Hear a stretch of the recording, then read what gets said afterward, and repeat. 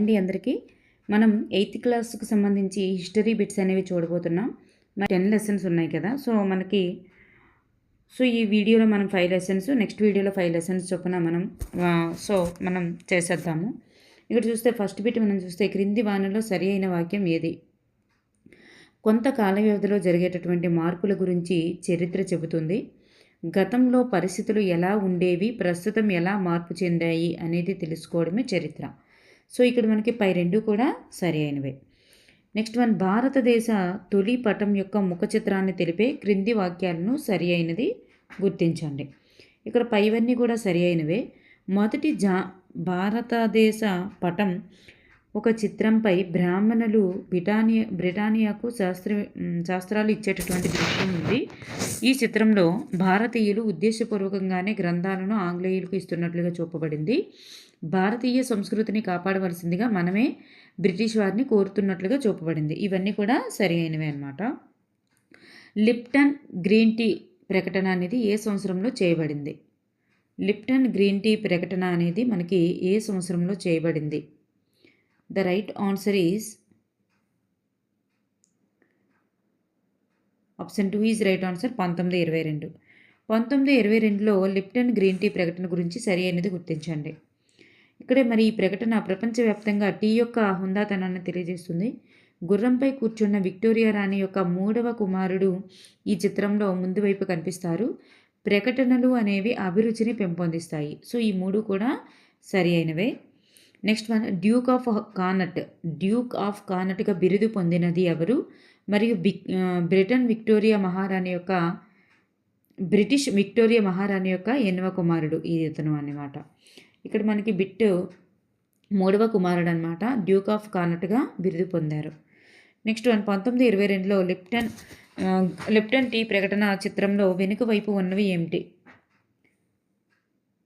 The right answer is option 3 అనమాట. గుర్రంపై British Victoria మహారాణి యొక్క 3వ కుమారుడు వెనుక వైపు ఉండడం జరిగింది. గతంలో చరిత్ర దేన్ని గురించి తెలియజేసేది?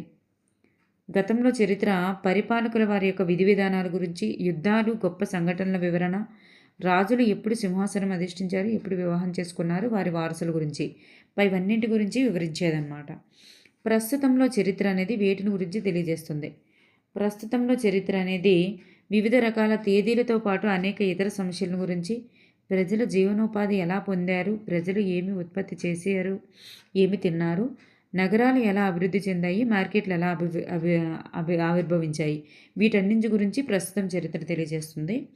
భారతదేశంలో బ్రిటిష్ చరిత్రకారులు రాసిన చరిత్రలో ఏది ముఖ్యమైనది? ప్రతి గవర్నర్ జనరల్ యొక్క పరిపాలన అనేటటువంటిది ముఖ్యమైనది. భారతదేశ చరిత్ర మొదటి గవర్నర్ జనరల్ ఎవరితో ప్రారంభమై ఎవరితో అంతమైంది? ఇక్కడ మనకి వార్న్ హేస్టింగ్స్తో ప్రారంభమైంది, లార్డ్ మౌంట్ బాటన్తో ముగించింది. 1817లో బ్రిటిష్ ఇండియా చరిత్ర అనేటటువంటి 3 అతిపెద్ద సంపుటాల పుస్తకాన్ని ఎవరు రచించారు?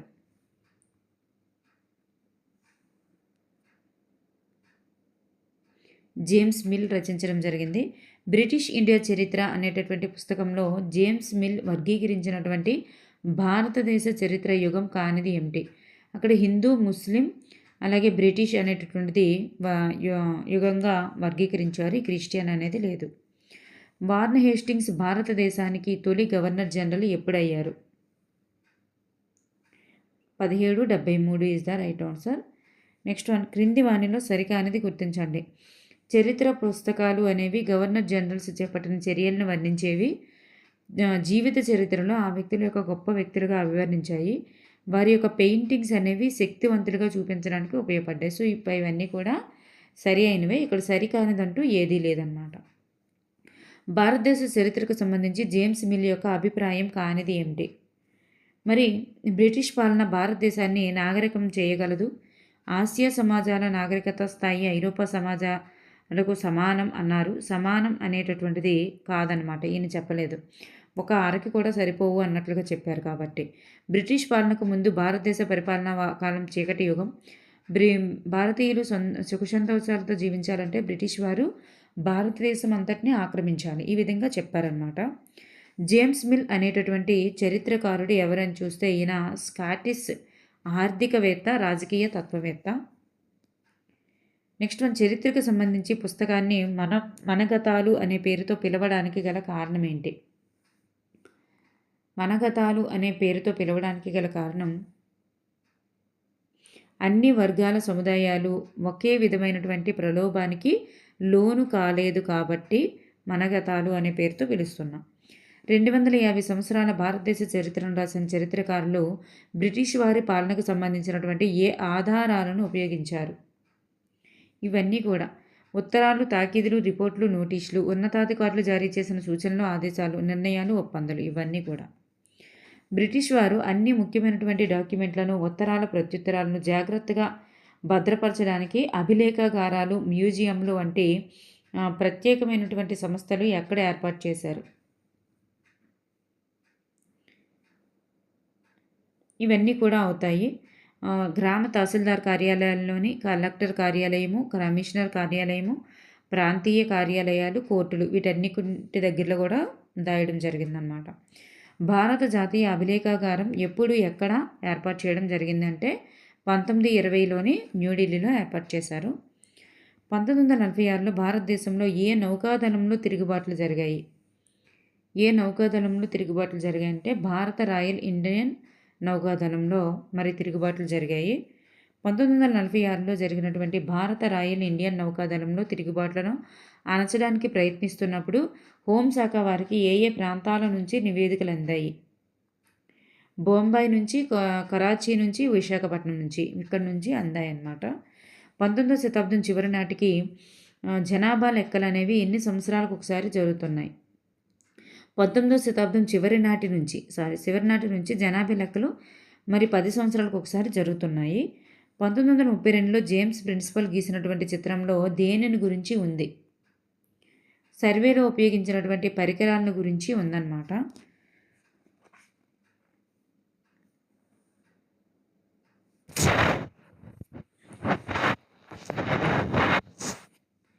ప్రిన్సిపల్ కాదు, Philip.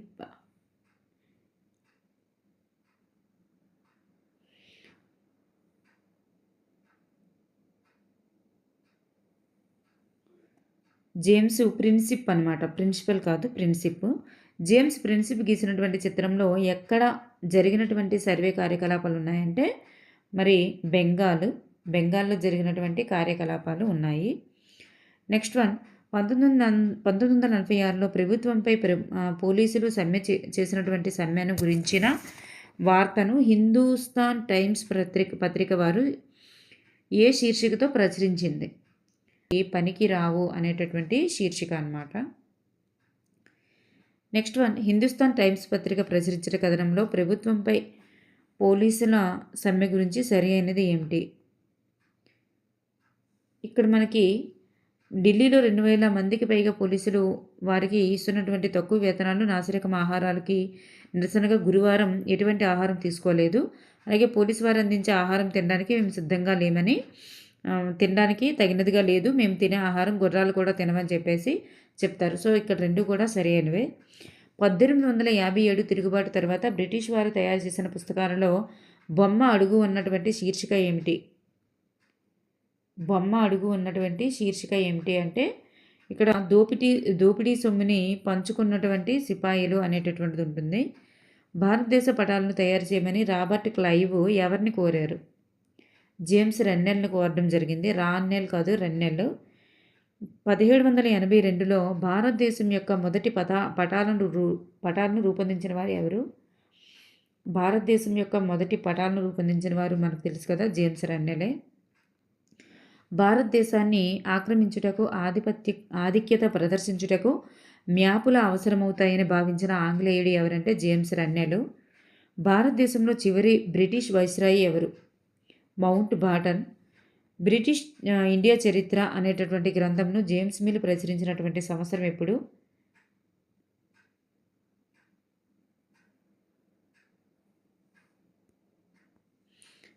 Option 3 is the right answer, 1817. British పరిపాలన నాగరికత ప్రగతులకు చిహ్నం అని పేర్కొన్నటువంటి బ్రిటిష్ చరిత్రకారుడు ఎవరంటే జేమ్స్ మిల్. నెక్స్ట్ వన్ చూద్దాం. శక్తివంతమైన మొఘల పాలకులలో చివరివాడు ఎవరు? శక్తివంతమైన మొఘల పాలకులలో చివరివాడు ఎవరు అంటే ఔరంగజేబు. 1857లో ఆంగ్లేయులకు వ్యతిరేకంగా గొప్ప తిరుగుబాటు చెలరేగినప్పుడు మొఘల్ పాలకుడు మొఘల్ పాలకుడు ఎవరు మరియు తన పదవిని కోల్పోయినవాడు ఎవరు అంటే మొఘల్ పాలకుడు. చూడండి, ఆంగ్లేయులకు వ్యతిరేకంగా గొప్ప తిరుగుబాటు చెలరేగినప్పుడు మొఘల్ పాలకుడు ఎవరు? రైట్ ఆన్సర్ ఈజ్ రెండవ బహదూర్ షా జాఫర్. మొదటిసారి ఆంగ్లేయుల వాడలు ఆఫ్రికా పశ్చిమ తీరంలోని గుడ్హోప్ అగ్రాన్ని చుట్టి హిందూ మహాసముద్రంలోనికి వచ్చేసరికి భారతదేశ పశ్చిమ తీరంలో గోవా కేంద్రంగా తమ ఉనికిని చాటుకున్నవారు ఎవరు? యూరోపియన్లు లేదా పోర్చుగీసు వారన్నమాట. భారతదేశాన్ని ఐరోపా పోర్చుగీసు నుండి సముద్ర మార్గాన్ని కనుగొన్నది ఎవరు? వాస్కోడిగామా 1498లో. వాస్కోడిగామా 1498లో. 1600 సంవత్సరంలో తూర్పు దేశాలతో వర్తకం చేయుటకు పూర్తి హక్కును ఈస్ట్ ఇండియా కంపెనీకి ఇస్తూ ఒక చార్టర్ లేదా ఒక పట్టా జారీ చేసినటువంటి ఇంగ్లాండ్ పాలకురాలు ఎవరు? Elizabeth I. కంపెనీ వర్తకులకు స్థావరంగా ఉండేటటువంటి ఆంగ్లేయులు మొదటి కర్మాగారాన్ని ఎక్కడ స్థాపించారు? కోల్కత్తాలోని హుగ్లీ నది ఒడ్డున 1651. ఈ క్రింది వానిలో సరి అయినది ఏది? ఇక్కడ పైవన్నీ కూడా సరి అయినవే. సుబేదార్లు అంటే మొఘలుల యొక్క గవర్నర్లు. ఫాక్టర్స్ అంటే కంపెనీ వర్తకులకు గల పేరు. ఫర్మానా అంటే ఒక రాజశాసనం లేదా రాజాజ్ఞ. సో పైవన్నీ కూడా సరి అయినవి. ఈస్ట్ ఇండియా కంపెనీ సుంకం లేకుండా వ్యాపారం చేసుకునే హక్కు కలిగినటువంటి ఫర్మానాను విడుదల చేసినటువంటి మొఘల్ చక్రవర్తి ఎవరు? ఫర్మానాను విడుదల చేసిన మొఘల్ చక్రవర్తి ఎవరు అంటే Aurangzeb is the right answer. Aurangzeb east India కంపెనీకి పన్నులు చెల్లించకుండా సౌకర్యం కలిగించినటువంటి ఫర్మానాను వ్యతిరేకించినటువంటి బెంగాల్ నవాబు ఎవరు? ముర్షిద్ కులీ ఖాన్. మొఘలుల అధికారాన్ని ధిక్కరించి బెంగాల్లో స్వతంత్ర పాలనను స్థాపించినది. స్వయం ప్రతిపత్తిని చాటుకున్న నవాబు ఎవరు? స్వతంత్ర పాలన స్థాపించడం అన్నా స్వయం ప్రతిపత్తిని చాటుకోవడం అన్నా ఒకటే. మరి ఎవరు అంటే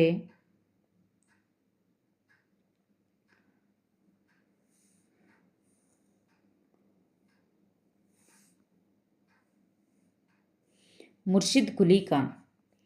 1696 నాటికి కంపెనీ తమ నివాస ప్రాంతం చుట్టూ కోట కట్టడం ప్రారంభించింది. అయితే మొఘల్ అధికారులు లంచం ఇచ్చి 3 గ్రామాలపై జమీందారీ హక్కులను పొందిందనమాట. అయితే వాటిలో ఒక గ్రామం ఏంటి? కాలికట్ లేదా కోల్కతా. మద్రాసులోని వాడల నుండి స్థానిక పడవలు సరుకులు తేవడం అనేటటువంటి చిత్రాన్ని గీసిన వారు ఎవరు?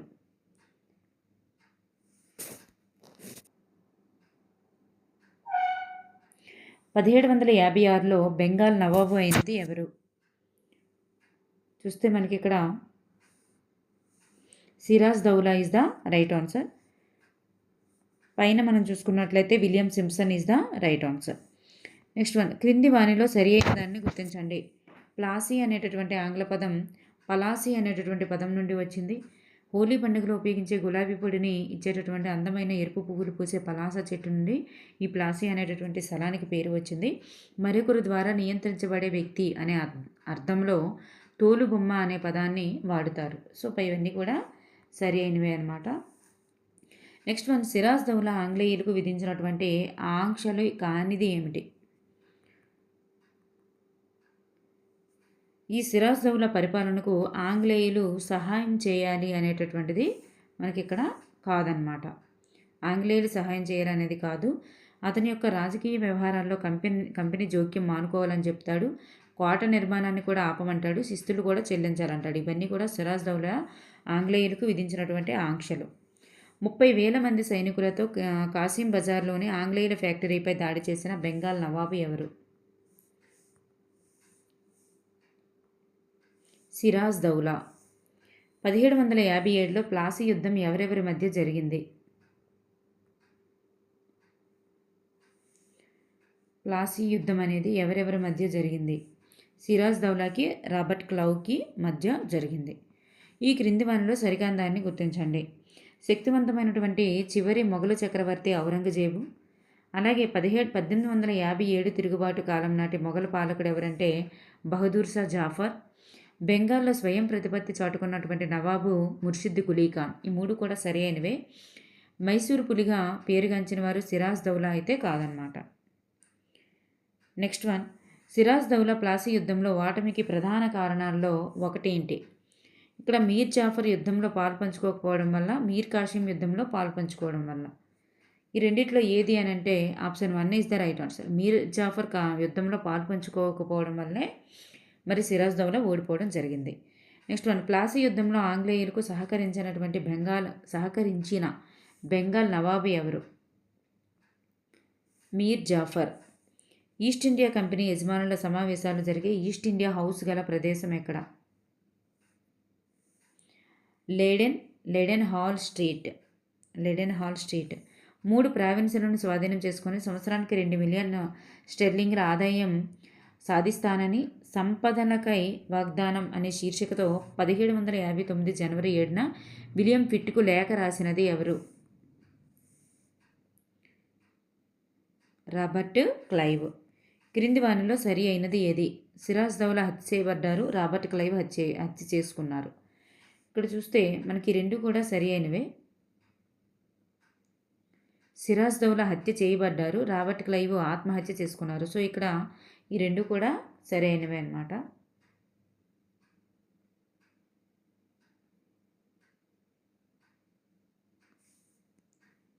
నెక్స్ట్ వన్ చూస్తే 1764లో బక్షార్ యుద్ధం ఎవరెవరి మధ్య జరిగింది?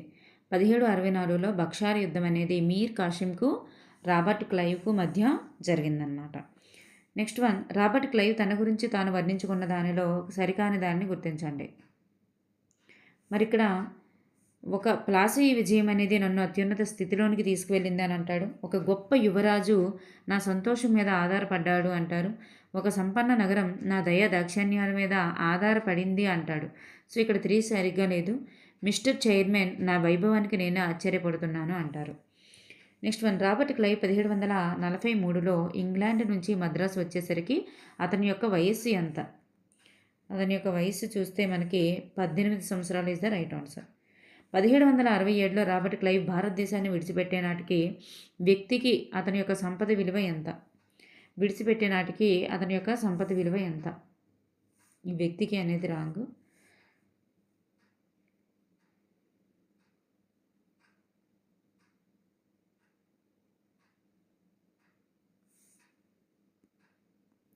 Option 4 is the right answer. 401, 102.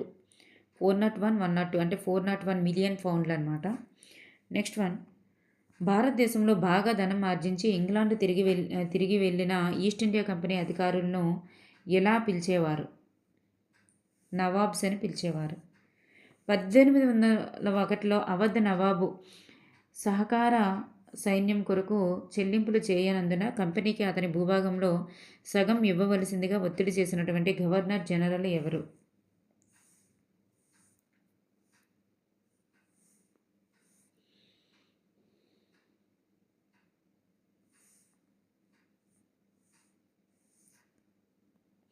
Richard Wellesley is the right answer.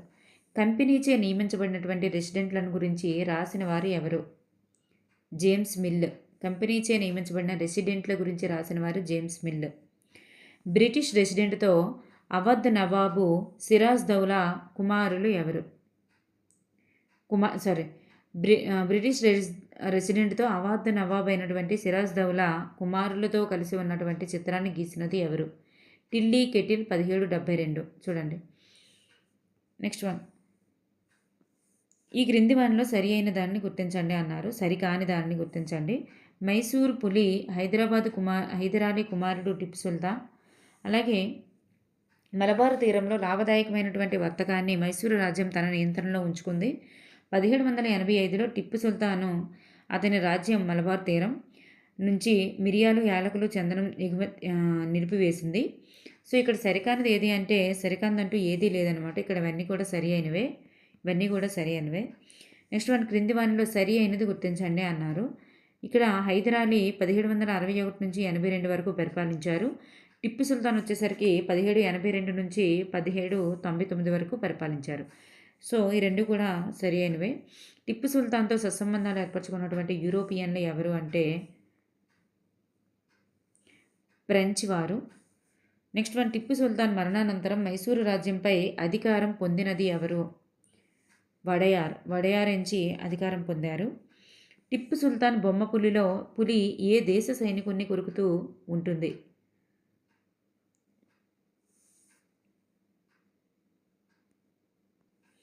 European దేశ సైనికుడిని కొరుకుతూ ఉంటుంది.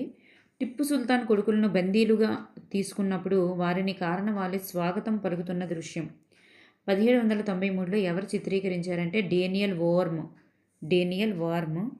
ఈ క్రింది ఏ సంవత్సరంలో మైసూరు యుద్ధం జరగలేదు? ఈ క్రింది ఏ సంవత్సరంలో మైసూరు యుద్ధం జరగలేదు అంటే ఫస్ట్ది జరగలేదు. సో ఈ ఇయర్స్లో జరిగింది, ఇయర్స్లో కూడా జరిగిందనమాట. నెక్స్ట్ వన్, టిప్పు సుల్తాన్ గురించి సరికానిది గుర్తించండి. టిప్పు సుల్తాన్ గురించి సరికానిది గుర్తించండి అంటే టిప్పు సుల్తాన్ యొక్క బొమ్మ పులిని లండన్లో విక్టోరియా అండ్ ఆల్బర్ట్ మ్యూజియంలో ఉంచారు. టిప్పు సుల్తాన్ తన రాజధాని శ్రీరంగపట్టణాన్ని రక్షించుకునే ప్రయత్నంలో చనిపోయారు. 1799 మే 4లో చనిపోవడం జరిగింది. టిప్పు సుల్తాన్ బొమ్మపురిలో ఫ్రెంచ్ సైనికుడిని కొరకడాన్ని చూడవచ్చు అన్నారు. రాంగ్. యూరోపియన్ సైనికుడిని కొరకడాన్ని చూడవచ్చు. సో అది అక్కడ సరికాదనమాట. నెక్స్ట్ వన్, 1782లో మొదటి మరాఠా యుద్ధాన్ని ఏ ఒప్పందంతో ముగిసింది? మొదటి మరాఠా యుద్ధం అనేది ఏ ఒప్పందంతో ముగిసింది? సల్బాయి లేదా సాల్వే ఒప్పందం. భారతదేశాన్ని ఢిల్లీ కేంద్రంగా పరిపాలించుకునేవారు మరాఠా వారి కళలను అంతం పలికినటువంటి సంఘటన ఏది? మూడవ పానిపట్టు యుద్ధం. 1813 నుంచి 1823 వరకు అత్యున్నత హోదా అనేటటువంటి కొత్త విధానంను అమలు పరిచినటువంటి గవర్నర్ జనరల్ ఎవరు? Lord Hastings. కిత్తూరు ప్రస్తుతం కర్ణాటక బ్రిటిష్ వారు ఆక్రమించుకొనుటను ప్రతిఘటించినది ఎవరు? కిత్తూరు రాణి చెన్నమ్మ అనమాట. ఈమె విగ్రహం కర్ణాటకలో కలదు. మహారాజా రంజిత్ సింగ్ కోర్టు నిర్వహణ అనేటటువంటిది పంజాబు. నెక్స్ట్ వన్, 1830 చివరిలో వాయువ్య భారతదేశంలోని దేశంలోనికి ఏ దేశం ప్రవేశించవచ్చు అని బ్రిటిష్ కంపెనీ భయపడింది?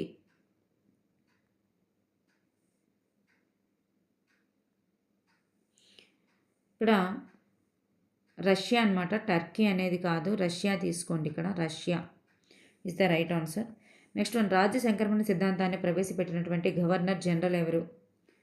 రాజ్య సంక్రమణ సిద్ధాంతం డెల్హౌసీ ఇస్ ద రైట్ ఆన్సర్. రాజ్య సంక్రమణ సిద్ధాంతం ప్రకారం బ్రిటిష్ కంపెనీ భూభాగంలో చివరగా ఆక్రమించబడినటువంటి రాజ్యం ఏది? అంటే 1848లో సతారా రాజ్యం ఆక్రమించడం జరిగింది. 1848 మరి 1848 ఇది 50లో ఆక్రమించడం జరిగింది. ఇది 52లో ఆక్రమించడం జరిగింది. సో మనకి చివరిలో ఆక్రమించడం జరిగేది ఏంటంటే అవధ్ అనమాట. అవధ్ అనేది 1856లో ఆక్రమించడం జరిగిందనమాట. నెక్స్ట్ వన్, క్రింది వానిలో సరి అయిన దాన్ని గుర్తించండి. సివిల్ కోర్టును దివానీ అదాలత్ అని పిలిచేవారు. అలాగే క్రిమినల్ కోర్టును హౌస్ దారీ అదాలత్ అని పిలిచేవారు. సివిల్ కోర్టులు క్వాజీ లేదా ముఫ్తీ ఆధీనంలో ఉంటూ కలెక్టర్ల పర్యవేక్షణ కింద పనిచేస్తాయి. సో ఇక్కడ పైవన్నీ కూడా సరి అయినవే. క్రింది వానిలో సరి అయిన దాన్ని గుర్తించండి అన్నారు. క్వాజీ అంటే న్యాయమూర్తి అని అర్థం.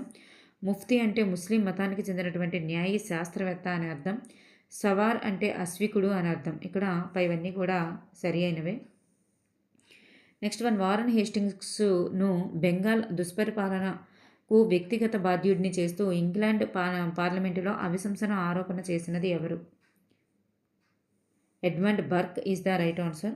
1775లో 11 మంది పండితులు తయారు చేసినటువంటి హిందూ న్యాయస్మృతిని ఆంగ్లంలోనికి అనువదించినది ఎవరు?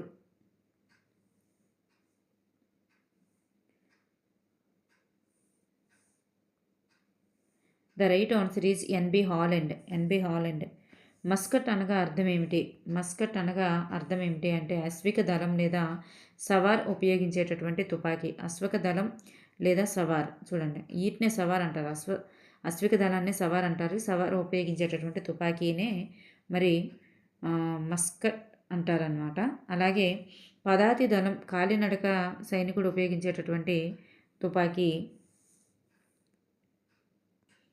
సారీ అండి, ఇక్కడ అశ్విక దళం లేదా సవారి ఉపయోగించేటటువంటి తుపాకీ కాదు, పదాతి దళం లేదా కాలినడక సైనికుడు ఉపయోగించేటటువంటి తుపాకీనే మస్కట్ అంటారు. మొఘలి కాలం నాటి ప్రాధాన్యత పొందినటువంటి సైనిక దళం ఏదంటే నౌకాదళం. మొఘలి కాలం నాటి ప్రాధాన్యం పొందిన సైనిక దళం నౌకాదళం. 1773 నాటి రెగ్యులేటింగ్ చట్టాన్ని అనుసరించి సర్దార్ నిజామత్ అదాలత్ అనేటటువంటి కొత్త ఉన్నత న్యాయస్థానాన్ని ఎక్కడ ఏర్పాటు చేశారు? కొత్త ఉన్నత న్యాయస్థానాన్ని ఎక్కడ ఏర్పాటు చేశారు అంటే కోల్కతాలో ఏర్పాటు చేయడం జరిగింది. నెక్స్ట్ లెసన్ చూద్దాం. నెక్స్ట్ లెసన్ చూసుకున్నట్లయితే 1765లో మొఘల్ చక్రవర్తి నుండి ఏ ఏ ప్రాంతాలకు దివానీ అధికారాన్ని ఈస్ట్ ఇండియా కంపెనీ వారు పొందారు? The right answer is Bengal, Bihar, Orissa. Bengal, Bihar, Orissa. Next one, Mughal చక్రవర్తి ఈస్ట్ ఇండియా కంపెనీకి బెంగాల్కు దివాన్గా ఎప్పుడు నియమించారు? బెంగాల్కు దివాన్గా ఎప్పుడు నియమించారు? 1765 ఆగస్టు 12న నియమించడం జరిగింది. ముర్షిదాబాద్ వారపు సంత ఎక్కడ జరిగింది? బెంగాల్లో జరిగింది. నెక్స్ట్ వన్, క్రింది వన్లో సరి అయిన అంశాన్ని గుర్తించండి అంటే ఇక్కడ పై రెండు కూడా సరి అయినవే. 1765కు ముందు దివానీ ముందు కంపెనీ ఇంగ్లాండ్ నుంచి బంగారం, వెండి దిగుమతి చేసుకొని భారతీయ వస్తువులను కొనుగోలు చేసేది. అలాగే 1765 తర్వాత బెంగాల్ నుండి వచ్చినటువంటి దివానీ ఆదాయం నుంచి వస్తువులు కొనుగోలుకు పెట్టుబడి పెట్టగలిగింది. నెక్స్ట్, బెంగాల్లో 10 మిలియన్ల మంది లేదా 1/3 వంతు మంది తుడిచిపెట్టుకుపోయినటువంటి బెంగాల్ కరువు సంభవించినటువంటి సంవత్సరం ఎప్పుడు? 1770లో పెద్ద బెంగాల్ కరువు అనేది రావడం జరిగిందనమాట. 1770లో బెంగాల్ కరువు రావడానికి గల ముఖ్య కారణాలు ఏమిటి? చేతి వృత్తుల వారు చూడండి, ఇక్కడ చేతి వృత్తుల వారు తయారు చేసిన ఉత్పత్తుల్ని తక్కువ రేటుకి అమ్మాలని కంపెనీ ఒత్తిడి చేయడం వల్ల జరిగిందనమాట. నెక్స్ట్ వన్, కంపెనీ శాశ్వత శిస్తు నిర్ణయ పద్ధతిని ప్రవేశపెట్టిన గవర్నర్ జనరల్ ఎవరు? శాశ్వత శిస్తు నిర్ణయ పద్ధతిని ప్రవేశపెట్టిన గవర్నర్ జనరల్ ఎవరంటే కారన్ వాలిస్. 1806లో బెంగాల్లోని ఉపకౌలు రైతుల దుస్థితిపై ఆందోళన చెంది వర్ణించిన వారు ఎవరంటే హెచ్టి కోల్బ్రూక్. ఉపకౌలు రైతుల దుస్థితిపై ఆందోళన చెంది వర్ణించిన వారు హెచ్టి కోల్బ్రూక్. 19వ శతాబ్దం ప్రారంభంలో వ్యవసాయ ఉత్పత్తుల ధరలు పెరుగుట వలన శాశ్వత శిస్తు విధానంలో లాభపడిన వారు ఎవరు? జమీందారులు.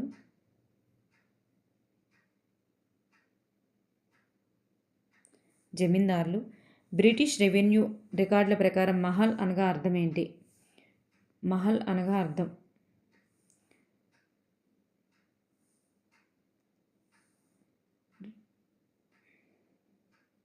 ఇవన్నీ కూడా సరి అయినది. మహల్ అంటే గ్రామం అని, కొన్ని గ్రామాల సముదాయం, రెవెన్యూ క్షేత్రం అని అర్థం.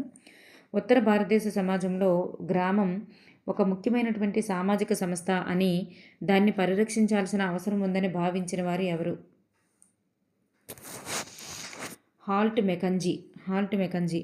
మహల్వారీ పద్ధతిలో పన్ను వసూలు చేసి కంపెనీకి చెల్లించే బాధ్యతను ఎవరికి అప్పగించారు? గ్రామ పెద్దకి అప్పగించడం జరిగింది. గ్రామ పెద్ద.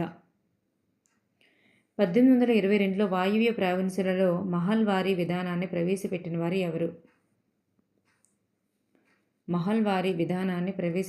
ఎవరు? అంటే హాల్ట్ మెకంజీ. టిప్పు సుల్తాన్తో యుద్ధానంతరం కంపెనీ స్వాధీనం చేసుకున్న కొన్ని ప్రాంతాలలో చిన్న స్థాయిలో రైతువారీ విధానం ప్రవేశపెట్టుటకు ప్రయత్నించిన వారు ఎవరు? చిన్న స్థాయిలో ఎవరంటే Alexander read. Captain Alexander read అనంతరం రైతువారీ పద్ధతిని అభివృద్ధి చేసిన వారు ఎవరు? Thomas Munro. ఫస్ట్ ప్రవేశపెట్టింది అయితే అలెగ్జాండర్ రీడ్, దాన్ని అభివృద్ధి చేసింది, రైతువారీ పద్ధతిని అభివృద్ధి చేసింది Thomas Munro. Next one, ryotwari విధానం రూపకల్పనలో ముఖ్యులు ఎవరు? రైతువారీ విధానం రూపకల్పనలో ముఖ్యులు ఎవరు అంటే పై వారిద్దరూ కూడా అవుతారనమాట. అలెగ్జాండర్ రీడ్ మరియు థామస్ మన్రో వీళ్ళిద్దరూ కూడా అవుతారు. నెక్స్ట్ వన్, శిస్తు విధానంలో రైతులతో కంపెనీ నేరుగా సంబంధం కలిగి ఉన్నటువంటి విధానం ఏంటి? రైత్వారీ విధానం. నెక్స్ట్ వన్, 1.5 శతాబ్ద కాలం పాటు భారతదేశంలో అనేక భూభాగంలో బ్రిటిష్ వారు బలవంతంగా రైతుల్ని ఇతర పంటను పండించమని ఒప్పించారు. దీనికి సంబంధించి సరికాని జతను గుర్తించండి.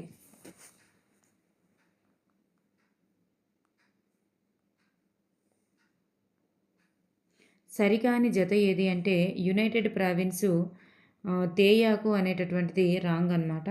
మరి ఇవన్నీ కూడా రైటే. బెంగాల్ జనుము, మహారాష్ట్ర, పంజాబ్ ప్రత్తి, మద్రాస్ వరి ఇవన్నీ కూడా రైట్ ఆన్సర్సే. నెక్స్ట్ వన్, 20వ శతాబ్దం నాటి భారతదేశంలో ఆంధ్రప్రదేశ్కి చెందినటువంటి కలంకారీ అనే ముద్రణా విధానాన్ని రూపొందించిన వారు ఎవరు అంటే మచిలీపట్నం లోని నేత పనివారు అనమాట. 19వ శతాబ్దంలోని బ్రిటన్కి చెందిన ప్రముఖ కవి మరియు కళాకారుడు ఎవరు? ప్రముఖ కవి మరియు కళాకారుడు మోరస్ కలంకారుడు రూపొందించిన ముద్రణ విధానం ఏది అంటే మోరిస్ ముద్రణ. కలంకారీ ముద్రణలో ఉపయోగించేటటువంటి నీలి రంగు ఏ మొక్క నుండి తయారు చేస్తారు? ఇండిగో అనేటటువంటి మొక్క నుంచి. నీలం, వైలెట్ రంగుల తయారీ కోసం యూరోపియన్లు ఏ మొక్కపైన ఆధారపడేవారు? నీలిమందు మొక్కకు ప్రత్యామ్నాయంగా ఉపయోగించేటటువంటి మొక్క ఏది అని అర్థం అన్నమాట. ఓడ్ మొక్క. ఓడ్ మొక్క ఐరోపాలోని ఏ ఏ ప్రాంతాల్లో పెరిగేది? ఓడ్ మొక్క అనేది పైవన్నీ ప్రాంతాలలో ఉత్తర ఇటలీలోని, దక్షిణ ఫ్రాన్సు, ఇంగ్లాండ్, జర్మనీ. భారతదేశానికి ప్రత్యామ్నాయంగా నీలిమందు తోటల సాగు ప్రారంభించినటువంటి ప్రాంతాలలో సరికాని జత ఏది? ఇక్కడ చూస్తే ఫ్రెంచ్ వారు కరేబియన్ దీవుల్లో సెయింట్ డొమింగో అనేటటువంటి ప్రాంతంలో అనేటటువంటిది రైట్. ఇక్కడ సరి అయినది. అలాగే ఇంగ్లీష్ వారు జమైకా, అలాగే స్పానిష్ వారు వెనిజులా ఇవన్నీ కూడా సరి అయినవే. ఈ పోర్చుగీస్ వారు రష్యా అనేది రాంగ్ అనమాట. మరి బ్రెజిల్ అనేటటువంటిది రైట్ ఆన్సర్ పోర్చుగీస్ వారిది. నెక్స్ట్ వన్, బ్రెజిల్లోని నీలిమందు తోటల సాగుని ప్రారంభించిన వారు ఎవరు అంటే ఇప్పుడే చెప్పుకున్నాం కదా పోర్చుగీస్ వారు. సెయింట్ డొమింగోలో బానిసల తిరుగుబాటు ఏ సంవత్సరంలో జరిగింది? ఎప్పుడు జరిగింది అంటే 1791లో జరిగింది. 1791లో సెయింట్ డొమింగోలో 1791లో జరిగినటువంటి బానిస తిరుగుబాటును గురించి చిత్రం గీసింది ఎవరు? స్క్రూ హ్యూడోల్స్కీ. 1788లో 30% ఉన్నటువంటి భారతదేశం యొక్క నీలిమందును బ్రిటిష్ దిగుమతిని ఏ సంవత్సరం నాటికి 90% పెరిగింది? ఏ సంవత్సరం నాటికి 90%గా పెరిగింది అంటే 1810 నాటికి. తోటల యజమానులు బలవంతంగా కౌలు రైతులచే సాగు చేయించేటటువంటి నీలిమందు సాగు పద్ధతికి గల పేరేంటి అంటే నిజ్. నీలిమందు సాగు పద్ధతికి సంబంధించింది నిజ్. 18వ శతాబ్దం చివరి నాటికి ప్రపంచ నీలిమందు మార్కెట్లో ఆధిపత్యం చెలాయించినది ఎవరు?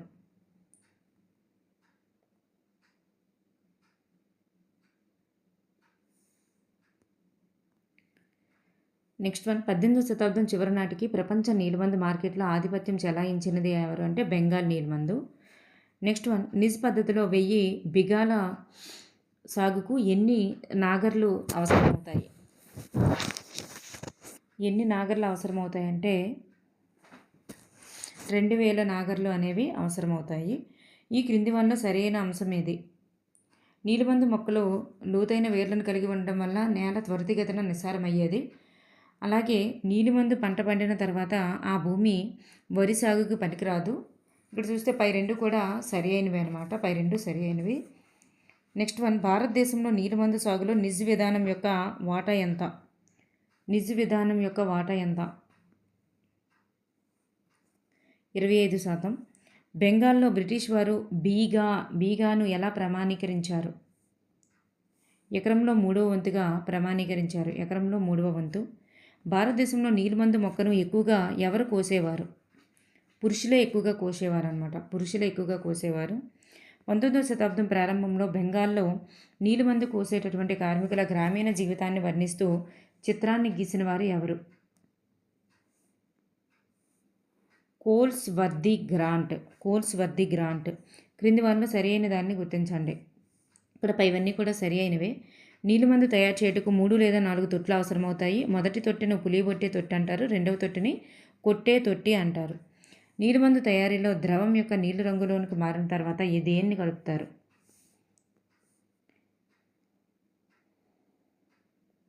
సున్నాన్ని కలుపుతారు. బెంగాల్లో నీలిమందు రైతుల యొక్క తిరుగుబాటు జరిగినటువంటి సంవత్సరం ఎప్పుడు? బెంగాల్లో నీలిమందు రైతుల తిరుగుబాటు జరిగిన సంవత్సరం 1859. నీలిమందు నాటవలసిన అవసరం లేదని ప్రకటించిన ఇంగ్లాండ్ పాలకరాలు ఎవరు? విక్టోరియా రాణి. నీలిమందు రైతులను శాంతింపజేయుటకు విస్ఫోటక పరిస్థితి నియంత్రించుటకు ప్రయత్నించిన వారు ఎవరు? ఈడెన్ అనేటటువంటి వ్యక్తి. బ్రిటిష్ ప్రభుత్వం నీలిమందు కమిషన్ను ఏ సంవత్సరంలో నియమించింది? బ్రిటిష్ ప్రభుత్వం నీలిమందు కమిషన్ను ఏ సంవత్సరంలో నియమించింది? 1860లో నియమించింది.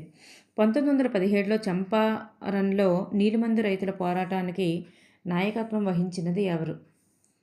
చంపారన్లో నీలిమందు రైతుల పోరాటానికి నాయకత్వం వహించింది మహాత్మా గాంధీ గారు. నీలిమందు తోటల దగ్గర నీలిమందు కర్మాగారం అనేటటువంటి చిత్రాన్ని గీసిన వారు ఎవరు? William Simpson. కంపెనీ యొక్క నీలిమందు కమిషన్ అధ్యక్షుడు ఎవరు? కంపెనీ యొక్క నీలిమందు కమిషన్ యొక్క అధ్యక్షుడు ఎవరు అంటే డబ్ల్యూఎస్ సెటన్ కరే. చాంద్పూర్కి చెందినటువంటి నీలిమందు సాగు చేసే ఎవరిని నీలిమందు కమిషన్ సభ్యులు ఇంటర్వ్యూ చేశారు? 2, 3 అంటే హార్జీ ముల్లా అలాగే దానా హర్దీ వీళ్ళిద్దరిని అన్నమాట. కరేబియన్ దీవులను సందర్శించి బానిస హోటల్లో నీలిమందు తయారు చేయటం వివరించినటువంటి ఫ్రెంచ్ మిషనరీ ఎవరు?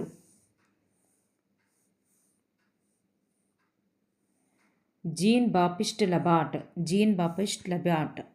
ఓకేనండి, నెక్స్ట్ లెసన్ చూద్దాం.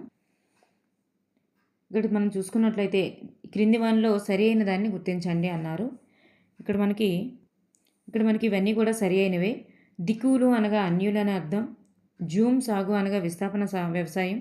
19వ శతాబ్దం నాటికి గిరిజనులలో కుల వ్యవస్థ, సామాజిక విభజనలు అనేవి లేవు. సో ఇక్కడ మనకి పైవన్నీ కూడా సరి అయినవే. నెక్స్ట్ 19వ శతాబ్దం నాటికి గిరిజనులు చేపట్టినటువంటి ఆర్థిక కార్యకలాపం కానిది ఏంటి? ఇక్కడ ఈ సాంద్ర వ్యవసాయదారులుగా కొందరు అనేటటువంటిది కాదనమాట. ఇవన్నీ ఉన్నాయి. వేటగాళ్ళుగా, సేకరణదారులుగా కొందరు, పశువుల కాపర్లుగా కొందరు, స్థిర సాగు చేపట్టిన వారుగా కొందరు. ఇవన్నీ కూడా రైట్ ఆన్సర్సే. నెక్స్ట్ కొండ ప్రాంతాలలో అటవీ ప్రాంతాలలో గిరిజనులు అనుసరించేటటువంటి వ్యవసాయ విధానం ఏంటి? జూమ్ వ్యవసాయం లేదా విస్థాపన వ్యవసాయం అనేది రైట్ ఆన్సర్ అన్నమాట. జూమ్ వ్యవసాయంలో చెట్లను కాల్చి బూడిదను నేలపై చల్లుతారు. సో ఈ బూడిద వలన లభించేటటువంటి పోషకం ఏంటి? పొటాష్ అనేటటువంటిది లభిస్తుంది. మధ్యప్రదేశ్లో విస్థాపన వ్యవసాయానికి గల పేరేంటి? బెవార్. విస్థాపన వ్యవసాయానికి గల పేరు బెవార్. విపణి అని దేన్ని పిలుస్తారు? స్థానిక మార్కెట్ని విపణి అని పిలుస్తారు. ఒడిశా అడవుల్లో జీవనం సాగిస్తున్నటువంటి గిరిజన జాతి ఎవరు? కోండులు. ఒడిశా అడవుల్లో నివసించేటటువంటి కోండు గిరిజన జీవన విధానం కానిది ఏమిటి? ఇప్పుడు చూస్తే సామూహికంగా వేటకు వెళ్ళి దొరికిన మాంసాన్ని అందరూ పంచుకొని తింటారు. సాల్ మహువా వృక్షాల విత్తనాల నుండి తీసినటువంటి నూనెతో ఆహారం వండుకుంటారు. అటవీ ఉత్పత్తులను స్థానిక మార్కెట్లో విక్రయించేవారు. ఔషధాల కొరకు ఆసుపత్రికి వెళ్ళేవారు అని అన్నారు. ఆసుపత్రికి అయితే ఔషధాల కొరకు వెళ్ళేవారు కాదనమాట. అడవిలో లభించినటువంటి వాటితోనే ఎక్కువగా చేసేవాళ్ళు. సో ఇక్కడ పైవన్నీ కూడా సరి అయినవి. 4th కాదు. నెక్స్ట్ సాల్ అనగా అర్థం ఏంటి? సాల్ అనేది ఒక రకమైన చెట్టు. తినడానికి మరియు మద్యం తయారీకి ఉపయోగించేటటువంటి పువ్వు ఏది? తినడానికి మరియు మద్యం తయారీకి ఉపయోగించే పువ్వు మహువా అనేటటువంటిది ఒక పువ్వు. కేవలం అటవీ ఉత్పత్తుల మీద మాత్రమే ఆధారపడి జీవించేటటువంటి అటవీ ప్రజలుగా తమకి తాము వర్ణించుకునేటటువంటి గిరిజనులు ఎవరు? తమకు తాముగా వర్ణించుకునేటటువంటి వారు బైగాలు, మధ్య భారతానికి చెందినటువంటి వారు. ఒడిశాలోని కోండ్లు ఆహారంలో వాడేటటువంటి నూనె తయారీకి ఉపయోగించేటటువంటి విత్తనాలు ఏమిటి? సాల్ మహువా అనేటటువంటి విత్తనాలు అన్నమాట. నెక్స్ట్ వన్, ఒడిశా అడవులలో కోన్లు స్థానిక చేనేత చర్మకారులకు బట్టలు మరియు తోలు ఉత్పత్తులకు అవసరమైన రంగుల తయారీకి వేటిని సరఫరా చేసేవారు? కుసుమ మరియు పలాస పూలని సరఫరా చేసేవారు. పశువులను మేపడం ద్వారా జీవనం సాగించేటటువంటి గిరిజన తెగకు సంబంధించి సరికానిది ఏంటి? ఇక్కడ ఈ లంబాడీలు ఒడిస్సా అనేటటువంటిది రాంగు. లంబాడీలు మన ఆంధ్రప్రదేశ్ అనమాట. బకర్వాలీలు కాశ్మీరు, గద్దీలు కులు ప్రాంతము, అలాగే వాన్ గుజ్జర్లు పంజాబ్. ఇవన్నీ కూడా రైట్ ఆన్సర్సే. ఆంధ్రప్రదేశ్లో పశువులను మేపడం ద్వారా జీవనం సాగించేటటువంటి లంబాడీలు గిరిజనులు వేటిని పెంచేవారు?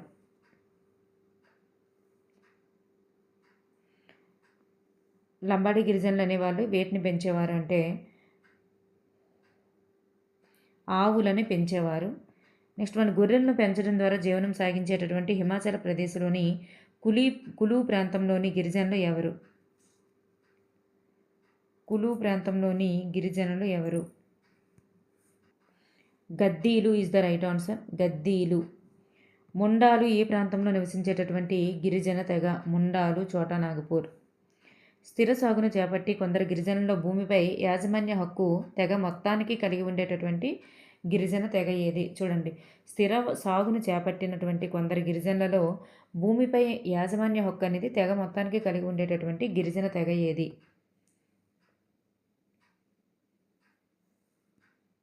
ఇక్కడ ముండాలు చోటా Nagpur is the right answer. క్రింది వానిలో స్థిర సాగును చేపట్టినటువంటి గిరిజనులు కానివారు ఎవరు? స్థిర సాగును చేపట్టిన గిరిజనులు కానివారు ఈ బైగాలు అనేటటువంటి వారు కాదు. మిగతా ముగ్గురు కూడా స్థిర సాగును చేపట్టారనమాట. నెక్స్ట్ వన్, ఈ క్రింది గిరిజన తెగను బ్రిటిష్ వారు మరింత నాగరికులుగా భావించారు. బ్రిటిష్ వారు మరింత నాగరికులుగా భావించినటువంటి గిరిజన తెగ ఎవరంటే సంతాలులు మరియు గోండులు అనమాట. 1 and 2 is the right answer. 1930-1940 మధ్య భారతదేశంలో బైగాలు గోండుల మధ్య గడిపి వారి కాలమానం మరియు పని విభజన గురించి స్పష్టమైన సమాచారం అందించిన వారు ఎవరు? Verrier Elwin. Verrier Elwin is the right answer. Next one, చైత్రమాసంలో బైగా కోండు పురుషుడు వేటను ప్రారంభించేటటువంటి దిక్కు ఎక్కడ? పౌర్ణమి రోజు తూర్పు దిక్కు అనమాట. పౌర్ణమి రోజు తూర్పు దిక్కు. భారతదేశంలో విస్థాపన సాగుదారులు ఏ ప్రాంతం యొక్క అటవీ ప్రాంతంలో నివసించేవారు? ఈశాన్య మధ్య భారతదేశ అటవీ ప్రాంతం. ఈ క్రింది వానిలో బైగా కోండు తెగల వ్యవసాయానికి సంబంధించి సరికాని దాన్ని గుర్తించండి. ఇక్కడ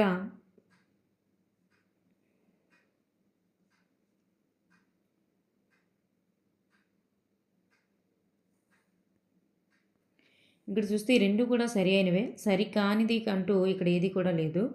బైకాల్ వైశాఖం అడవిని కాల్చేవారు. పురుషులు తమ గ్రామాల వద్దనే వేటని కొనసాగించేవారు. సో ఈ క్రింది వానిలో బైగా కోండు తెగల వ్యవసాయానికి సంబంధించి సరికాని దాన్ని గుర్తించండి అన్నారు. ఇక్కడ ఏది కూడా సరికాదు. ఏది కూడా సరికాదు. ఇక్కడ జ్యేష్ఠ చైత్రంలో విత్తనం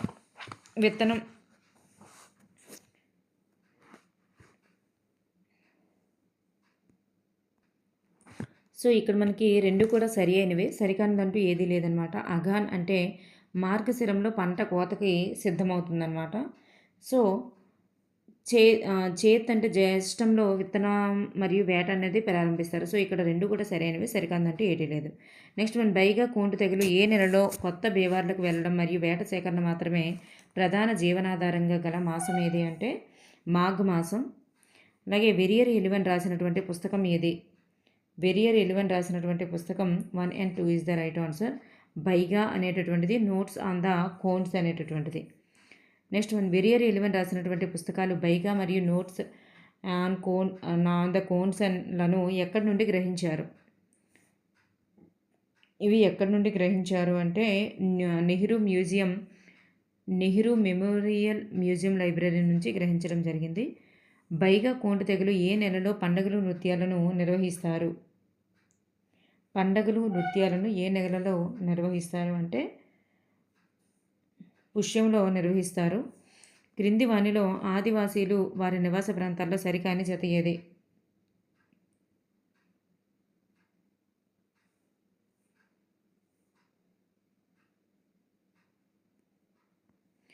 ఇక్కడ అండమాన్ నికోబార్ దీవులు జారవాలు ఇస్ ద రైట్ ఆన్సర్. జారవాలు అనేది అండమాన్ నికోబార్ దీవులు. అరుణాచల్ ప్రదేశ్ అవపాత నైషితేగా, మేఘాలయ అస్సాము కాశీ, పశ్చిమ బెంగాల్ అనేటటువంటిది బైగా బంజారా గోండులు కాదు, ఇది మధ్యప్రదేశ్కి చెందుతుందన్నమాట. నెక్స్ట్ వన్, డోంగ్రియా కందా తెగ ఈ రాష్ట్రానికి చెందినటువంటి వారు. డోంగ్రియా కందా తెగ అనేది ఏ రాష్ట్రానికి చెందినటువంటి వారు అంటే వీళ్ళు కోండులు కదా, కోండులు ఒడిశా రాష్ట్రానికి చెందినటువంటి వారు. అలాగే పండానస్ చెట్ల ఆకులను సేకరించి విస్తరాకులు తయారు చేసేటటువంటి మహిళలు గల తెగ ఎవరు? డోంగ్రియా కందా తెగ. డోంగ్రియా కందా తెగ. నెక్స్ట్ వన్, నైషీ తెగకు సంబంధించి సరి అయినది ఏమిటి? నైషీ తెగ అంటే ఇక్కడ 1, 2 సరి అయినవి. వీరు అరుణాచల్ ప్రదేశ్లోని కలరు. వీరు మొత్తం సహకారంతో దొంగలతో ఇల్లు నిర్మించుకుంటారు. నెక్స్ట్ వన్, ఈ క్రింది వానిలో సరి అయినది ఏంటి? ఈ క్రింది వానిలో సరి అయినది ఏంటి? బిల్లు తెగ గుజరాత్లో నివసిస్తున్నారు. గొడార తెగ మహిళల చేతితో నేత నేస్తారు. హజాంగ్ మహిళలు చేపలు అల్లుతారు. ఈ మహిళలు తమతో పిల్లలను పని ప్రదేశానికి కూడా తీసుకుని వెళ్తారు. సో ఇక్కడ పైవన్నీ కూడా సరి అయినవి. బిల్లు తెగ గుజరాత్లో నివసిస్తారు. గొడార తెగలు మహిళలు చేతితో నేత నేస్తారు. హజాంగ్ మహిళలు అనమాట చేపలు అల్లుతారు. తమతో పిల్లలను కూడా పని ప్రదేశానికి తీసుకువెళ్ళిపోతారు. ఇటువంటి గిరిజనులు జీవనం బ్రిటిష్ వారు అసౌకర్యంగా భావించారు. ఇటువంటి గిరిజనుల యొక్క జీవనాన్ని అసౌకర్యంగా భావించారంటే వేట సేకరణ సాగించేటటువంటి గిరిజనులని, అలాగే అసౌకర్యంగా భావించారు అనేది ఇక్కడ లాస్ట్ అవుతుందన్నమాట. విస్థాపన వ్యవసాయదారులు జూము సంచార జీవనం సాగించే వారిని అసౌకర్యంగా భావించారు. మరి ఇక్కడ ఇవేవి కూడా కాదనమాట. నెక్స్ట్ వన్, బ్రిటిష్ వారి రాకతో గిరిజన తెగ నాయకుడు కోల్పోయినటువంటి అధికారాలు ఏంటి అంటే పరిపాలన అధికారాలు అనేటటువంటివి కోల్పోవడం జరిగింది. రైల్వే లైన్ వేయుటకు అడ్డ చెక్క పలకలను ఏమంటారు? రైల్వే లైన్ వేయుటకు వాడేటటువంటి అడ్డ చెక్క పలకలను ఏమంటారు అంటే ఇలా ఉంటాయి కదా అడ్డ చెక్క పలకలు, వాటిని స్వీపర్లు అంటారు. వలస అటవీ చట్టాలకు వ్యతిరేకంగా గిరిజన సమూహాలు చేసినటువంటి సంగ్రామ్ సంగ్మా తిరుగుబాటు 1906లో ఎక్కడ జరిగింది? సాంగ్రాంగ్ సంగ్మా అనేటటువంటి తిరుగుబాటు ఎక్కడ జరిగింది అంటే అస్సాంలో జరిగింది 1906లో. మధ్య పరిగణాలలో అటవీ సత్యాగ్రహం అనేటటువంటిది ఏ సంవత్సరంలో జరిగింది? మధ్య పరగణాలలో అటవీ సత్యాగ్రహం అనేటటువంటిది ఎప్పుడు జరిగిందంటే 1930. పట్టుగూళ్ళను పెంచేటటువంటి సంతాలులు హజార్బాగ్ ప్రాంతం. సంతాలులు గల హజార్బాగ్ ప్రాంతం ఎక్కడ కలదు?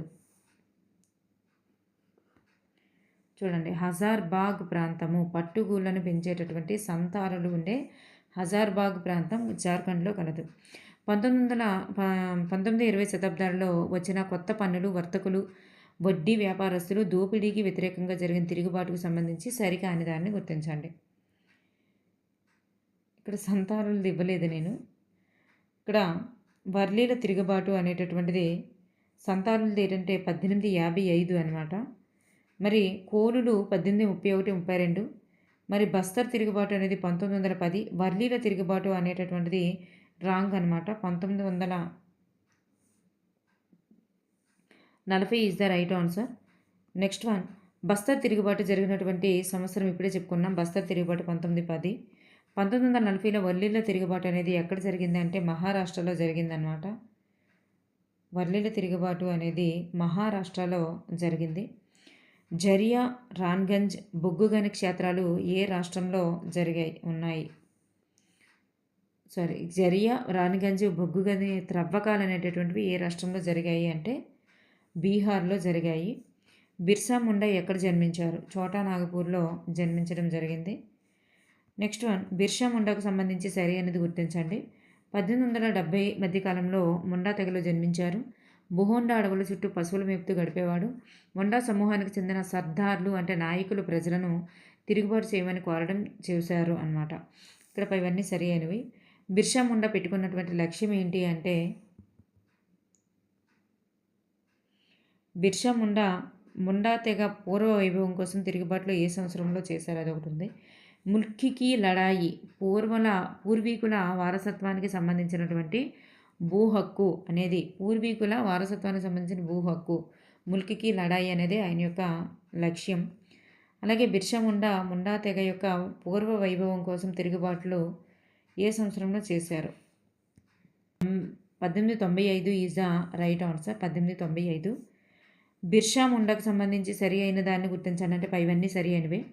1895లో బిర్సా ముండా 2 సంవత్సరాల జైలు శిక్ష అనుభవించారు. 1897లో జైలు నుంచి విడుదలై సాంప్రదాయిక చిహ్నాలు భాషను ఉపయోగించి ప్రజలను ప్రేరేపించారు. 1900లో కలరా వ్యాధితో మరణించారు. ఈయన ఏ వ్యాధితో మరణించారు అనేది కూడా ఇంపార్టెంట్, గుర్తుపెట్టుకోండి. సాంగ్స్ ఆఫ్ మైకేల్ను రాసిన వారు ఎవరు? సాంగ్స్ ఆఫ్ మైకేల్ను రాసిన వారు పైవారిద్దరు అనమాట. బెరియర్ ఎలివెను మరియు సామ్రావ్ శివాలే.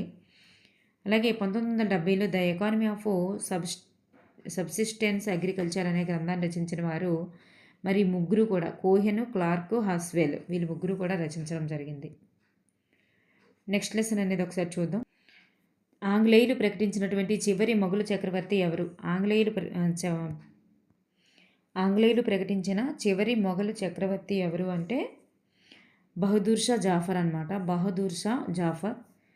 అలాగే 1801లో సైన్య సహకార పద్ధతి బలంగా వృద్ధి. 1856లో ఆంగ్లేయులు విలీనం చేసుకున్నటువంటి భారత భూభాగాల్లో చివరిది ఏది? భారత భూభాగాల్లో చివరిది ఏది? అవధ్ అనేటటువంటిది చివరిదనమాట. నెక్స్ట్ వన్, బహదూర్ షా జాఫర్ మరణానంతరం రాజకుటుంబ నివాసాన్ని ఎర్రకోట నుండి ఢిల్లీలోని మరొక ప్రాంతానికి మార్చబడుతుందని 1849లో ప్రకటించిన గవర్నర్ జనరల్ ఎవరు? డెల్హౌసీ. బహదూర్ షా మరణానంతరం మొఘలు వారసులను రాజులుగా గుర్తించమని ప్రకటించినది ఎవరు?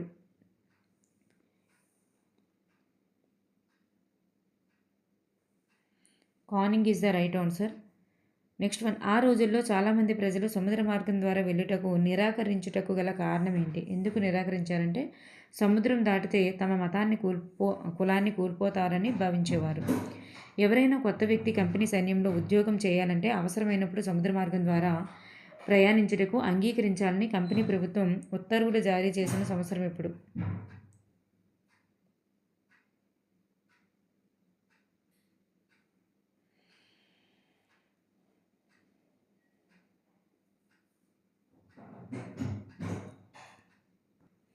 పద్దెనిమిది 56 is the right answer. Next one, క్రైస్తవ మతంలోనికి మారడానికి సులభతరం చేస్తూ క్రైస్తవ మతంలోనికి మారిన భారతీయులకు తమ పూర్వీకుల నుండి వచ్చినటువంటి వారసత్వపు ఆస్తిని పొందే హక్కును కల్పించే చట్టాన్ని ఏ సంవత్సరంలో చేశారు? 1850లో చేశారు. హిందూ ముస్లిం మతాలను రూపుమాపాలనే ఉద్దేశంతో బ్రిటిష్ వారు 84 నియమాలతో కూడినటువంటి జాబితాను తయారు చేయించారు. ఈ జాబితా గల పుస్తకం మజా ప్రవాస్ అనేటటువంటి పుస్తకం 84 నియమాలతో ఉంది. దీన్ని రాసిన వారు ఎవరు అంటే విష్ణుభట్ గాడ్సే. విష్ణుభట్ గాడ్సే ఏ రాష్ట్రానికి చెందినటువంటి బ్రాహ్మణుడు అంటే మహారాష్ట్రకు చెందిన బ్రాహ్మణుడు. ప్రజల దృష్టిలో బ్రిటిష్ పాలన గురించి ఆలోచన విధానం తెలుపుతున్నటువంటి 2 ఆధారాలు కానిది ఏమిటి? ఇక్కడ కానిది ఏమిటి అంటే ఏది కాదనమాట. 8 నియమాల జాబితా ఇది. ప్రతి సైనిక పట్టాలంలోని చెలరేగిన ఉద్వేగాన్ని తెలియజేస్తుంది. ఆశ్విక దళంలో చెలరేగిన యుద్ధానికి సంబంధించింది. Next one,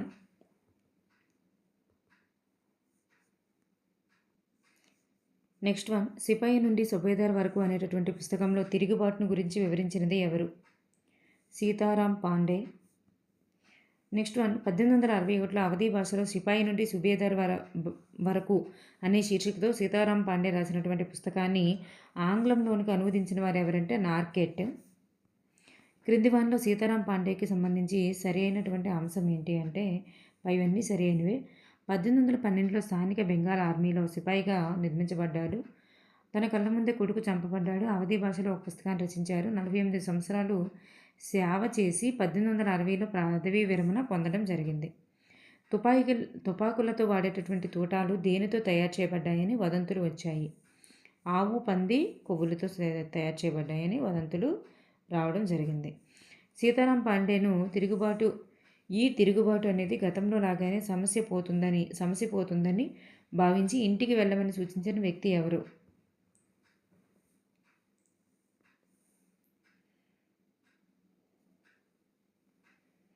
colonel Saheb. 1857 తిరుగుబాటులో తిరుగుబాటు అనేది మొదట ప్రారంభమైనటువంటి ప్రదేశం. 1857 తిరుగుబాటు ఎక్కడి నుండి ప్రారంభమైంది? మీరట్ నుంచి ప్రారంభమైంది. ఉత్తరప్రదేశ్లోని మీరట్. వలసవాదానికి వ్యతిరేకంగా 19వ శతాబ్దంలో ప్రపంచంలో జరిగినటువంటి అతిపెద్ద సాయుధ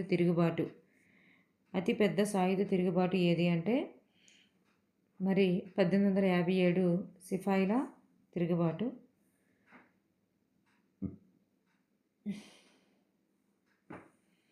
1857 సిపాయిల తిరుగుబాటు. 1857 తిరుగుబాటు ప్రారంభమైనటువంటి తేదీ మరియు ప్రదేశం ఎప్పుడు? మే 10 నుంచి ప్రారంభమవడం జరిగిందనమాట. మీరట్లో మే 10 నుంచి ప్రారంభమవడం జరిగింది. బరక్పూర్లోని తన సైనిక అధికారిపై దాడి చేసినందుకు మంగళం పాండే అనేటటువంటి ఒక యువ సైనికుడిని ఉరితీసినటువంటి రోజు ఎప్పుడు? బరక్పూర్లో 1857 ఏప్రిల్ 8న ఉరితీయడం జరిగింది. మీరట్ సైనికులు కొత్త రకం తోటాలు వినియోగించుటకు నిరాకరించడం వల్ల 85 మంది సిపాయిలు ఉద్యోగం నుండి తొలగించబడి 10 సంవత్సరాల జైలు శిక్ష విధించబడిన రోజు ఎప్పుడు? మీరట్ 1857 మే 9 అన్నమాట. మీరట్లో కొత్త రకం తోటాల వినియోగం నిరాకరించి జైలు శిక్షకు గురైనటువంటి సైనికులను మిగిలిన భారత సైనికులు తీవ్రంగా పోరాడి విడుదల చేయించిన రోజు ఎప్పుడు? మరుసటి రోజు విడుదల చేయించారు. మీరట్ 1857 మే 10. బరేలి నుండి వచ్చిన 3000 మంది తిరుగుబాటుదారులు యమునా నదిని దాటి బ్రిటిష్ ఆశ్విక దళ కేంద్రంలో దాడి చేసినటువంటి రోజు ఎప్పుడు? బరేలి 1857 జూలై 3 అన్నమాట. ఎవరి స్మారకార్థం మరి భారత ప్రభుత్వం అనేది తపాలా స్టాంపును విడుదల చేసింది? భారత ప్రభుత్వం. తాంతియా తోపే మరియు బంగళ పాండే వీరిద్దరి యొక్క జ్ఞాపకార్థం చేసిందనమాట. 1857 తిరుగుబాటులో సిపాయిలచే భారతదేశ చక్రవర్తిగా ప్రకటించబడినది ఎవరు?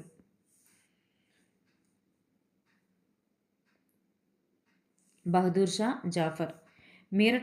మీరట్లో తిరుగుబాటు చేసినటువంటి సిపాయిలు రాత్రంతా ప్రయాణించి చేరుకున్నటువంటి ప్రదేశం ఏంటి?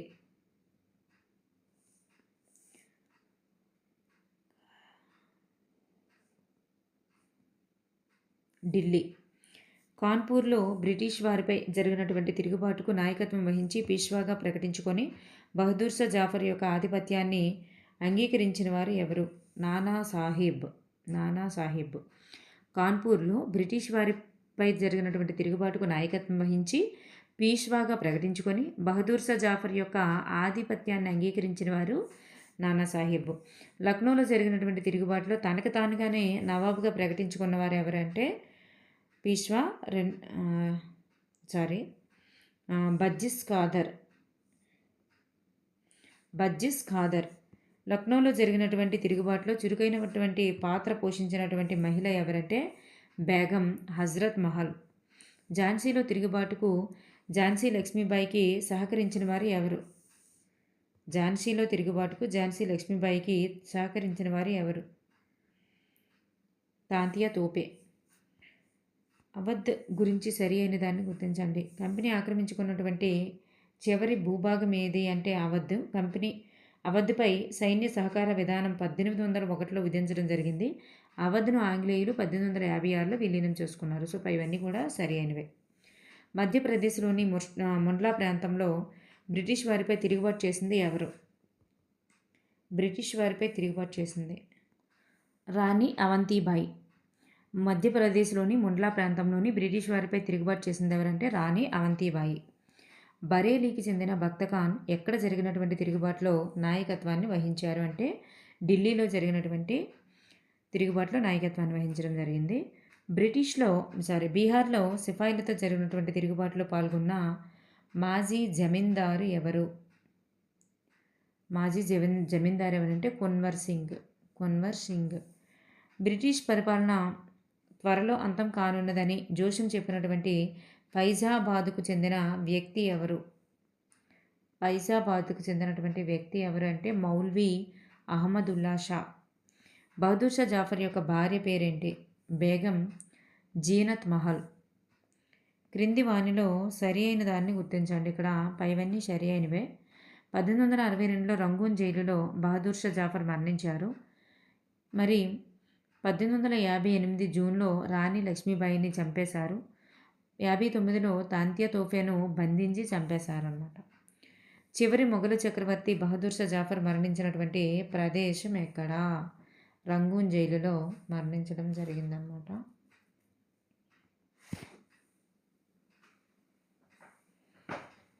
నెక్స్ట్ వన్, మధ్య భారతదేశ అడవుల్లోనికి పారిపోయి గిరిజన రైతు నాయకుల మద్దతుతో ఆంగ్లేయులపై గెరిల్లా పోరాటం కొనసాగించినటువంటి తిరుగుబాటు నాయకుడు ఎవరు? తాంతియా తోపే. పీష్వా రెండవ బాజీరావు దత్తపుత్రుడు ఎవరు? పీష్వా రెండవ బాజీరావు యొక్క దత్తపుత్రుడు Nanasaheb is the right answer. Next one, 1858 చట్టం ప్రకారం ఈస్ట్ ఇండియా కంపెనీ భారతదేశ పరిపాలనాధికారాలను వీరికి బదిలీ చేసింది. ఈస్ట్ ఇండియా కంపెనీ ఎవరికి బదిలీ చేసింది? బ్రిటిష్ ప్రభుత్వానికి బదిలీ చేసింది. మరి 1858 చట్టం ప్రకారం భారతదేశ పరిపాలన భద్రతా గల నిర్వహణలో ఏర్పాటు చేయని పదవి ఏంటి? భద్రత గల నిర్వహణలో ఏర్పాటు చేయని పదవి ఏంటంటే బ్రిటిష్ హై కమిషన్ అనేటటువంటిది కాదు. ఇండియా కౌన్సిల్ ఏర్పాటు చేశారు, వైస్రాయ్లు ఏర్పాటు చేశారు, భారత వ్యవహారాల మంత్రి కూడా ఏర్పాటు చేయడం జరిగింది. నెక్స్ట్ వన్, 1858 చట్టం అనుసరించి బ్రిటిష్ వారిచే భారత ప్రభుత్వంలో నియమించబడేటటువంటి ప్రతినిధి ఎవరు? లేదా గవర్నర్ జనరల్ స్థానంలో నియమించబడేటటువంటి ప్రతినిధి ఎవరు అని అర్థం. దీనికి the right answer is viceroy అన్నమాట. 1857 తిరుగుబాటు జరిగినటువంటి ప్రధాన కేంద్రం కానిది ఏమిటి? ఈ అలహాబాద్ అనేది కాదు. మరి మీరట్, ఢిల్లీ, ఫైజాబాద్, కాన్పూర్, బరేలీ, ఝాన్సీ, లక్నో ఇవన్నీ కూడా రైట్ ఆన్సర్స్. 1817లో కుర్దా తిరుగుబాటు అనేది ఏ ప్రాంతంలో జరిగింది? Khurda Odisha is the right answer. 1817లో కుర్దా తిరుగుబాటు కాలంలో కుర్దా రాజు ఎవరు? రాజా బీర కిషోర్ దేవ్. కుర్దా రాజ్యంలో గల మాజీ సైనికులకు గల పేరేంటి? పైక్స్. కుర్దా తిరుగుబాటుకు నాయకత్వం వహించినది ఎవరు?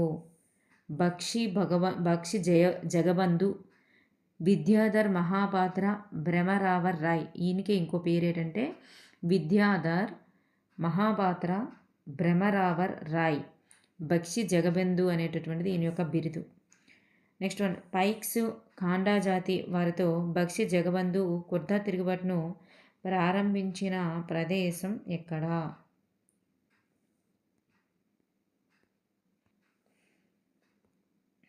The right answer is 1817 March 29 Banapur is the right answer.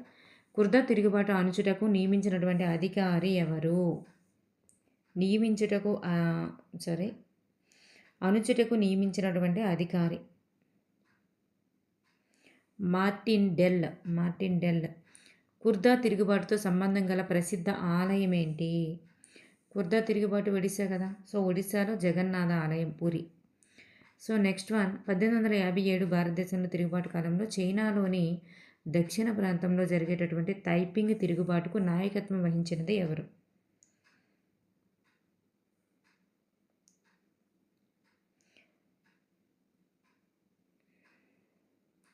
Hong Xiuquan is the right answer. చైనాలోని జరిగిన తైపింగ్ తిరుగుబాటు యొక్క ప్రధాన లక్ష్యం ఏమిటి?